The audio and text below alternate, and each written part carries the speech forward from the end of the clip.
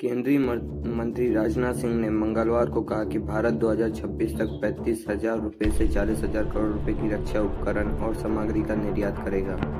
रक्षा मंत्री यह international university द्वारा आयोजित राष्ट्र निर्माण में युवकों की भूमिका विषय पर फील्ड मार्शल सैम मानिकस स्मृति व्याख्यान दे रहे थे।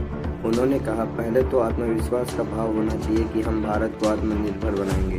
2014 में हम केवल 900 करोड़ रुपए की रक्षा निर्यात करते थे, लेकिन जब से भारत ने भारतीयकरण कार्यक्रम अपनाया है, आज हम 1500 करोड़ रुपए से 1600 करोड़ रुपए तक का रक्षा निर्यात करते हैं। मंत्री ने कहा कि उन्हें भरोसा था कि 2026 तक रक्षा क्षेत्र के निर्यात बढ़कर 35,000 से 40,000 करोड़ रुपए हो जाएंगे।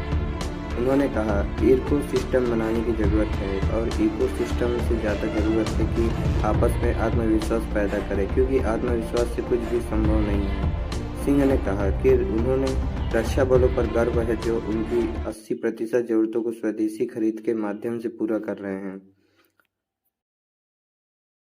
अब चलते हैं दूसरी खबर पे।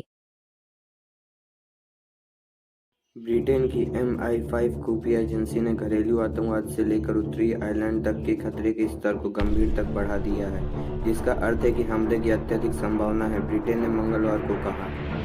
प्रांत के ब्रिटिश मंत्री क्रिस हेटन हैरिस ने एक लिखित मंत्री स्तरीय बयान में कहा कि पुलिस अधिकारियों के हिलाए लक्ष्यीकरण के बाद स्तर पर्याप्त से बढ़ा दिया गया। डबलिन और लंदन में सरकारों द्वारा निंदा की गई एक घटना में पिछले महीने एक बंदूक हमले में एक ऑफ ड्यूटी अधिकारी गंभीर रूप से घायल हो गया था। जनता को सतर्क रहना चाहिए, लेकिन भयभीत नहीं होना चाहिए और उत्तरी आयरलैंड की पुलिस सेवा को अपनी किसी भी चिंता की रिपोर्ट करना जारी रखना चाहिए, उन्होंने कहा। एक दशक से भी अधिक समय में पहली बार ब्रिटेन द्वारा प्रांत के लिए खतरे के स्तर को पर्याप्त कम करने के एक साल बाद ये बदलाव आया।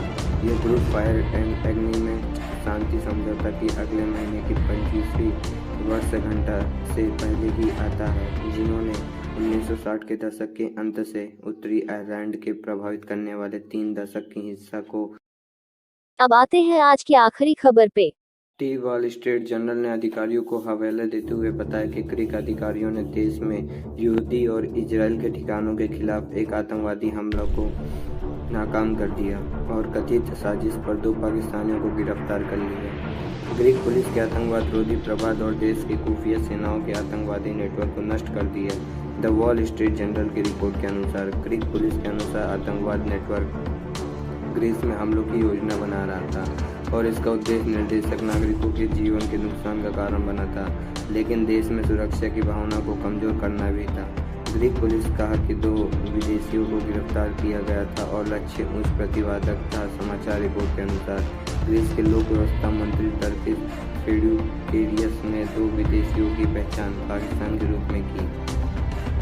आगे की ऑपरेशन के पीछे का मास्टरमाइंड ईरान में रहने वाला एक पाकिस्तान था। जांच के परिणाम एक व्यक्ति ने खुलासा किया कि लक्ष्य के यहूदी रेस्टार था। ग्रीक पुलिस के अनुसार नेटवर्क के सदस्यों ने कथित साजिश का लक्ष्य चुना था, इसकी योजना बनाई थी और निर्देशक प्राप्त किए थे। ग्रीक पुलिस ने कहा कि नेटवर्क अपने मिशन को